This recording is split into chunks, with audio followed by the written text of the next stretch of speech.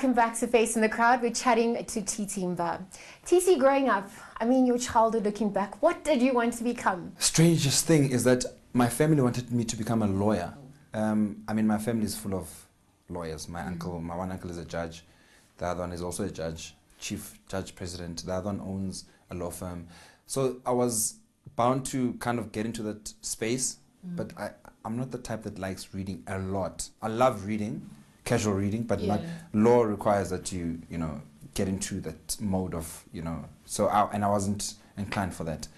I've always been an artistic, creative person, and I think that's why even at school I pursued art as a subject, and I actually got a distinction when I matriculated. And that's why I realized that the creative space is something that I'm more comfortable with. I was not good with maths and accounting and all of that. And in retrospect, now I look back and I think, whew, it's amazing that the two most important, well, actually the three most important people in my life right now, outside my family, is my accountant, my lawyer, and my doctor. Those three people, I probably talk to all of them every week because my health is important, my finances are important, and legal. I'm in a space where every document, every offer has to go through some sort of legal process. So growing up, people don't know that I actually am a qualified fashion designer. That's what I studied at Vets when I matriculated. That's exactly what I studied.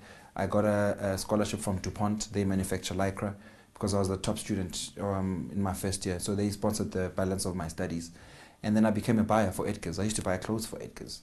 It was the coolest job because I used to travel the world. I can't believe that I actually got sick and tired of it after 2 years. I couldn't. Living off the suitcase is not as glamorous as most people think it is. And then I got into the corporate space where I then pursued my marketing qualification. I'm actually a chartered marketer. They've got chartered accountants. I'm a chartered marketer. Well, the irony is that you were addressing lawyers. So, I mean, you're not too off from that childhood dream. Not too off. Yeah, it was like quite an interesting environment to be around, because when I was telling the story to them and relaying it, that I was supposed to be one of you. Yeah. And now I'm addressing all of you. I was like, purposeful you go living. Boy. Absolutely. Exactly. It is exactly that. It's a purpose-driven life. Do you think being an entrepreneur is something that you learnt along the way? Do you think it comes from, it's in your blood? You learnt it from your family? Where do you think that spirit comes from? I think I was born with it. I started working at the age of 13 while still at school. I used to sell pots, Tupperware and pots. And I remember, they used to give us these big bags and we used to kind of go door to door and sell. Yeah. And then I hated that job because people used to, swear at us and curse at us and whatnot. And then I worked for some Chinese people at the Rainister show. I used to sell noodles. I made a lot of money there selling noodles for 10 Rand a noodle. You know those 2-minute noodles? The pack. Is that a rip-off? One noodle's like 5 Rand or something. No, 10 Rand. What? I used to sell them at 10 Well, Rand. I guess that's why you are. The cost was 2 Rand. I used to sell them at 10. I used to make $8. Wow. It was a lot of money back then. So it kind of set me up. And I think that's when I realized that I've got some entrepreneurial flair in me. Yeah. Even when I was still working in corporate, I was still having other business interests outside that. Yeah. And it got so busy for me that I couldn't do the corporate anymore. It actually compromised me. And I decided to resign. And the great thing about that is all the corporates that I've worked for are my clients now. So I never burnt any bridge. And it's full circle. I'm walking over the bridge back and forth. I mean, you say that you're a purposeful living individual. Yeah. What is the legacy you want to leave behind? So the legacy that I'd like to leave behind is to create opportunities for other young black passionate youth that want to get into the space. Okay. And the reason why I'm passionate about the youth is because I believe that is the future of any country's economy. Yeah. And I'm not just about talking about it. I actually am involved with a lot of youth programs to a point where I actually serve on the board of the PYB, which is a Progressive Youth in Business. And I also serve on the Love Life board, which focuses on the youth. Both those boards I serve without getting compensated for it. So I give of my time and my experience. And it's quite hectic because you have to get involved with the programs. And as a board member, I have to have my input and so forth. So that's my contribution back to the youth. But I also run an annual Kasi Jumble sale, whereby I give all my clothes that I don't use anymore, and actually, instead of giving people clothes, I actually sell them for next to nothing.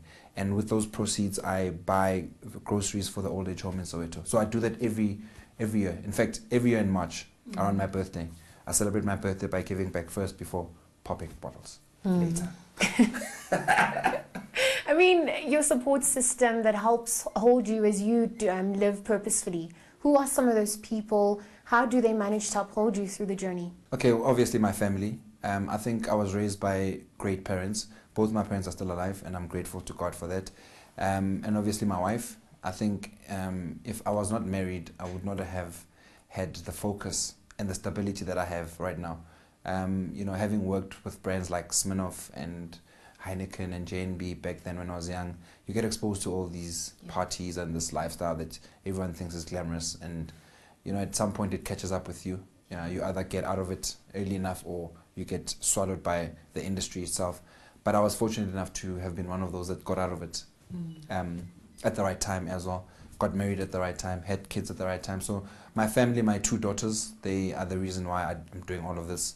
And we managed to catch up with a few people who are close to you, and this is what they had to say.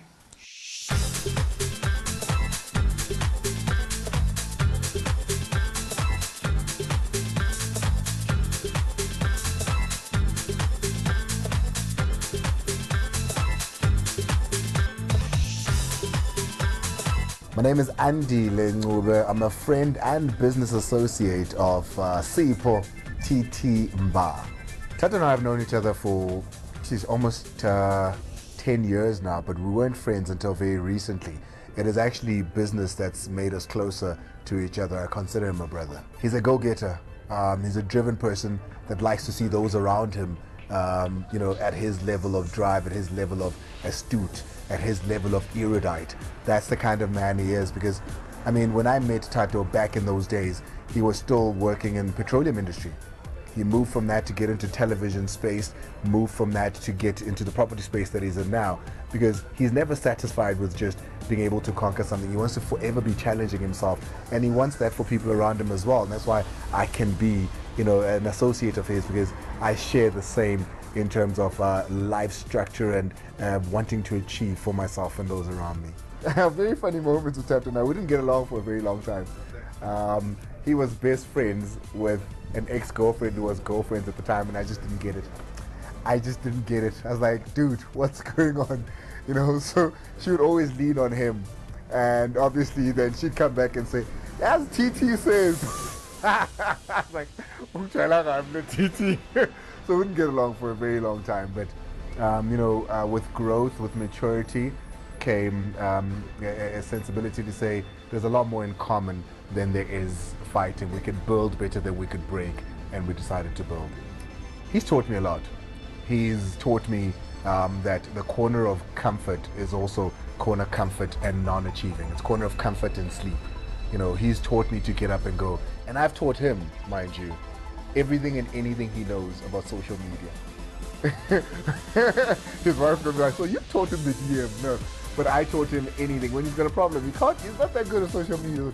And that. So I've taught him everything he knows about social media, from putting him onto Instagram to putting him onto Twitter. That's all me. You have me to thank for those matching outfits every morning.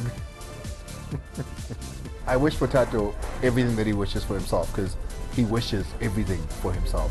You know, he doesn't put himself down. He's a big dreamer. But mostly, I wish him a little blue beast. He knows what that is. Earlier on you spoke about the joys of the business. I mean, what are some of the challenges you faced to date? The biggest challenge in the space is patience. You know, a lot of people get into the space thinking it's quick fix, quick buck. Unfortunately, in this space, when you do a transaction, you only get paid 3 months later. So, because it takes 3 months for a property to register. So, it's very hard for people who come here with the mindset that they're going to get paid here and there. And also, deals can fall flat. You know, you work on a deal for 2 months and the guy just decides he doesn't want to buy anymore. There's nothing you can do. You can go and take him on legally and try and pursue, but you spend more money and energy trying to pursue that money instead of actually forgetting about it and moving on. And that's the thing that I learned in the first year of being in this business, is that it's tough love. You know, you got to make the deal work and move on to the next deal. You are only as good as your last transaction. And for me, that's something that I've always built into my character as well, to be able to have you know, the tenacity to say that deal was gone. It's gone. In as much as you are happy to celebrate good deals, you must also be happy to mourn when you've lost a deal and move on. You know, we're quick to move on when the deal is done, but we're also not quick to let go when the deal didn't happen. But also guys don't want to put in the time. You know, they think it's quick. You're gonna just. I mean, I do a lot of calls. There's something that we call lead generating, where we generate for business, and I sit for about 3 hours every day, and I call people for business. It's tough, but someone must do it. Yeah. And people want to see your face and your voice. You can have 20,000 people working for you, but there are certain clients that want your time and you. Yeah. And that's a challenge that I have in my business, is that most of my clients, they want me. They don't want some of my staff or my other guys. The thing is, you mentioned earlier on that, I mean, it's predominantly white-owned, the industry as well. So, I mean, how has the competition embraced you as a black practitioner entering the space and obviously being successful at it as well? Yeah, you know, you have your challenges. Yeah. You do have your challenges in the space where the guys will just want to try and block you of deals, you know. But one thing that I've been stern and focused on is, if I've got the client, there's nothing that you can do. As an agent, you can't take away the fact that I've got the relationship with the client. That's where my equity lies. If I've got a client that's trusting me to do the deal, and they want only me to do the deal, and you're the agent on the other side, you've got an obligation to also serve your client, who's the seller, and I bring in a buyer, for example. So I think now they're warming up to the fact that I'm going nowhere. I think most of them thought, let's give him a year, he'll fizzle away, like a carbonated soft drink. But unfortunately, the effervescence I have in me is just too strong. And it's here to last. But I mean, with that said, you are a black practitioner in a monopolized sector. Yeah. I want to honestly know from you, I mean, what are those barriers to entry that you face? I mean, whether it's financial services blocking you, whether it's, you know, you constantly having to prove your worth, even though you already have an existing footprint. I mean, let's be real. What are some of those challenges? The biggest challenge is trying to partner with other agencies on a deal. You know, they want you to come and present who you are to them. Yes. And I'm beyond that point now. I don't have to get into a boardroom and try and convince people who I am. Yeah. If you already don't know who I am and what I do, then maybe you haven't Googled enough. And for me, it's not even about being arrogant about it, but being stern about the fact that I'm here in the industry, and I'm actually a recognized player in the industry. And so what I've learned over the years is, if they don't want to do the deal was not meant to be done. So then I just move on and I block them out. And what happens is it comes full circle, because this industry is so small as well, and people talk. So there's a lot of agents that have regretted not doing deals with me, because I end up doing the same deal with another agent. Life goes on. Terms like radical economic transformation, inclusive growth. I mean, we hear those terms being thrown around quite a lot these days, especially with the build up to elections. I mean, do you think the space will eventually transform into, you know, what everyone is crying for at the end of the day, with you being a black practitioner and within it? It has to. Okay. At some point, something has to give. And I think if I can be the conduit to that in my little space, I'm happy to do that.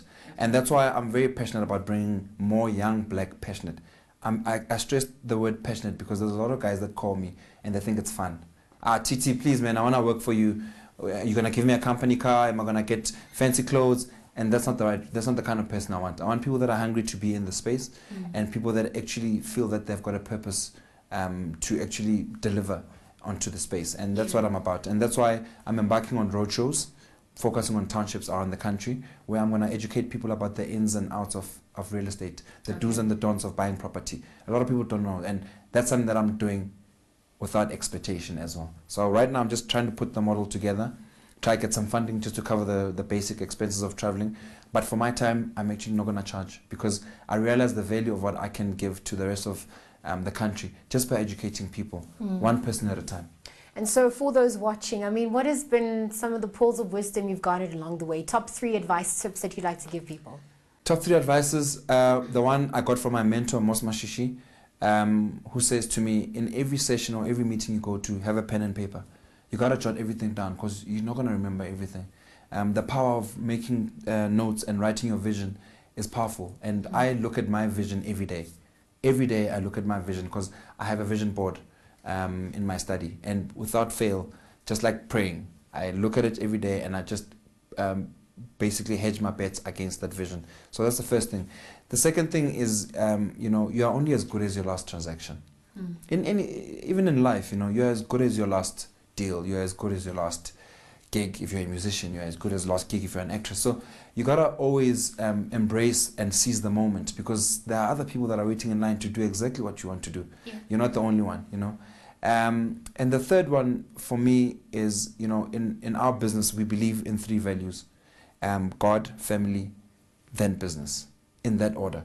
So if the first 2 are not aligned, there's no way that I can do any business deal without knowing that my family is okay and that my due diligence to my Almighty is also served. So in that order: God, family, then business. Everything else can stop. So you mentioned road shows. You also mentioned educating the youth. What can we expect from you in the near future? Big things. There's 2 reality shows that I'm working on, real estate driven, that I've created, that I will executive produce, that are going to change the face of reality. It's more, and it's also giving back. So it's not just about reality like your typical reality format. I'm branching into Africa in a big way. I've already entrenched myself in the US, so I'm comfortable with the footprint that we've got. I'm not trying to dominate in that space, but I'm trying to be recognized in that space, to be top of mind when it comes to Africa. So I think I've already set up the team in Atlanta, Texas, Washington, and New York. So I'm happy with those 4 states. I don't think I want to grow it beyond that, because I understand the demand in terms of Africa and the US, particular to those states. Now I want to get into Africa. I want to really dominate Africa. I think I've done a pretty good job in South Africa, and I think now it's time to get into the SADC region. Well, thank you for your time. Thank you for sharing your story, and we wish you all the best with your future endeavors. No, thank you so much, and thank you for coming to our lovely offices.